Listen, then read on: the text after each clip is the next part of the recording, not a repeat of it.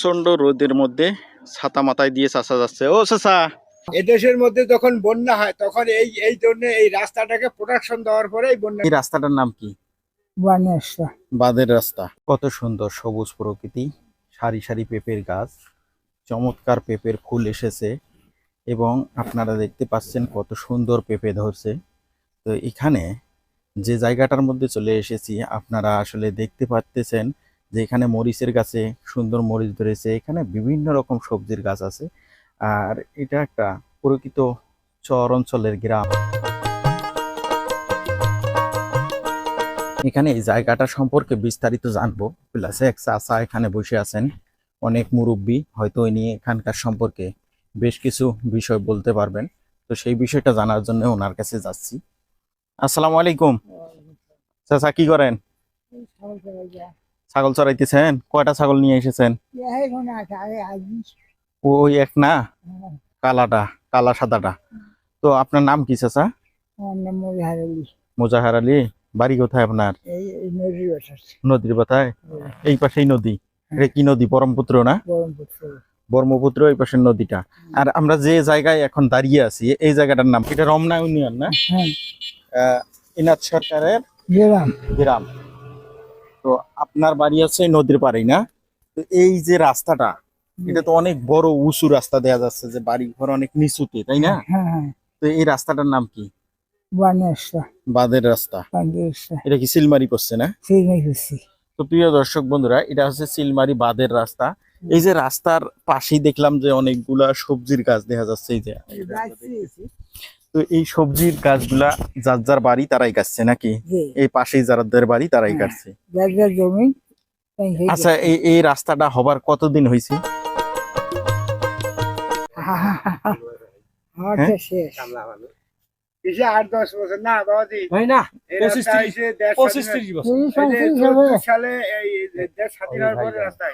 এটা ৭৪ সালে দেশ স্বাধীন হওয়ার পরে রাস্তা হয়েছে। এই রাস্তাটা যে এত উঁচু, এই রাস্তাটা এত উঁচু করার কারণ কি? এটা হলো বন্যা।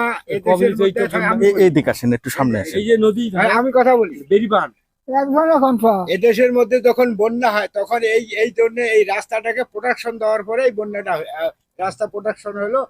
বন্যার কারণে প্রোটেকশনটা হয়েছে, বসত বাড়ি যাতে পানি টানি না যায়, যাতে এই জন্য রাস্তা প্রোটেকশন করা হয়। মূলত কারণ আছে নদীতে যখন নদীতে প্রচুর পরিমাণ পানি হয়, বন্যা হয়, যাতে এই পানিটা রাস্তার উপরে সহজে না যাইতে পারে, এই জন্য রাস্তাটা উঁচু করছে। রাস্তা হলো একটা অনেক সময় বন্যা আশ্রয় নেয়। জি জি জি।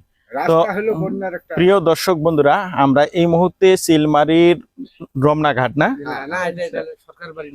সরকার বাড়ির মোট মূলত সিলমারি নাকি? সিলমারি, তাই না?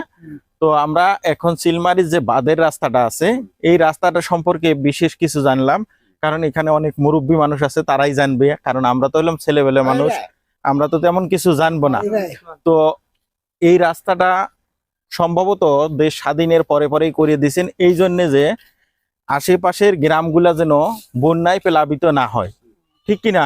আসসালামু আলাইকুম চাচা, ভালো আছেন না?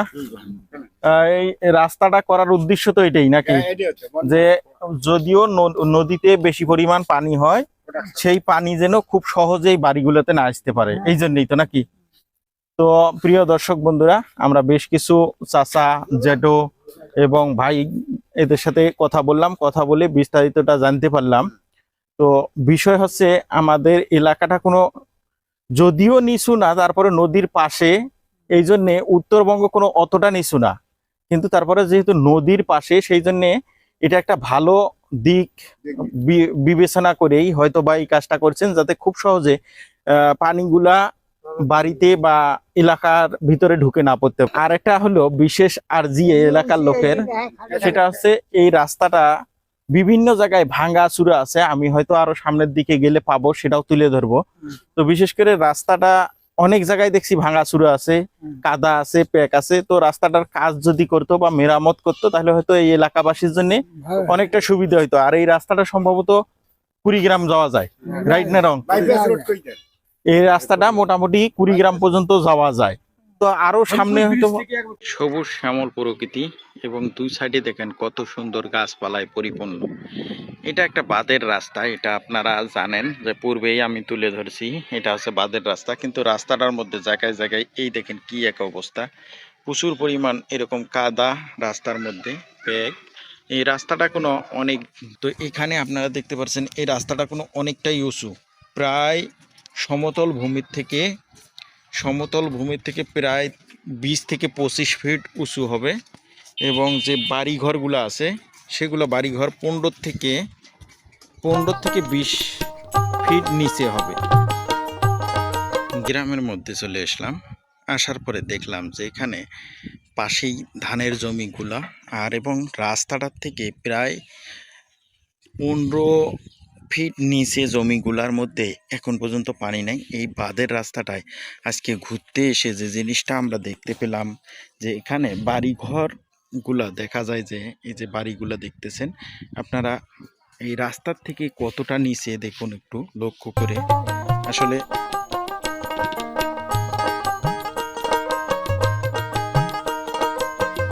আমরা এখন রাস্তাটার থেকে প্রায় 15 ফিট নিচে আছি। এখন এই 15 ফিট নিচে যে রাস্তাটা, এরপরেও কোনো জমিগুলোতে কোনো পরিমাণ পানি নাই। আর এই জায়গাটা, এই যে বাঁধের রাস্তাটা দেখতে পাচ্ছেন, এটা সম্পর্কে আমি পূর্বেই বলে এসেছিলাম।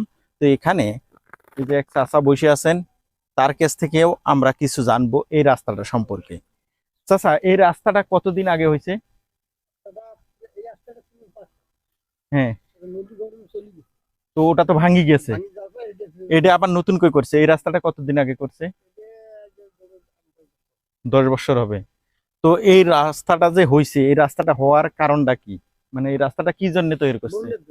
বন্যার জন্য, যাতে বন্যার পানি নদীর থেকে খুব সহজে এই দিক না আসতে পারে, এই জন্য এটা বাদ দিছে, তাই তো?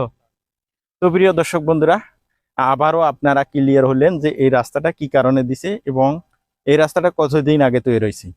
প্রচন্ড রোদের মধ্যে ছাতা মাথায় দিয়ে চাচা যাচ্ছে। ও চাচা, ও চাচা, কুতি যান? হ্যাঁ, লাভ নাই। কে? তো প্রিয় বন্ধুরা, এখন এই চিলমারি বাঁধের রাস্তা থেকে, এই যে চিলমারি বাঁধের রাস্তা যেটা আছে, এটা কাঁচকলের দিকে রাস্তাটা যাচ্ছে। তো এই রাস্তাটা থেকে আপনারা যদি একটু দক্ষিণ দিকে তাকান তাহলে দেখতে পারবেন যে ব্রহ্মপুত্র নদী আছে, এই ব্রহ্মপুত্র নদীটা সোজা সাপটা দেখা যাচ্ছে। আর এখানে কিছু ধান চাষ করছে। এই পাশে যদি আপনারা দেখেন তাহলে একটু লক্ষ্য করে, কিছু বাড়ি আছে একদম নদীর কোল ঘুষে এবং নদীর উপরেই বলা চলে। তো এই যে মানুষজন নদীর আশেপাশে দেখুন কিভাবে তারা বসবাস করতেছে, তাদের কোনো জীবন মান আসলে ভাই বলার কোনো ভাষাই নেই এখানে। তারা কোনো এত কষ্টর মাঝেও তারা কোনো এই নদীর বুক ছাড়ছে না, নদীর বুকেই তারা কোনো থাকছে। তো বিষয়টা আসলে ভাই অবাক করার মতো।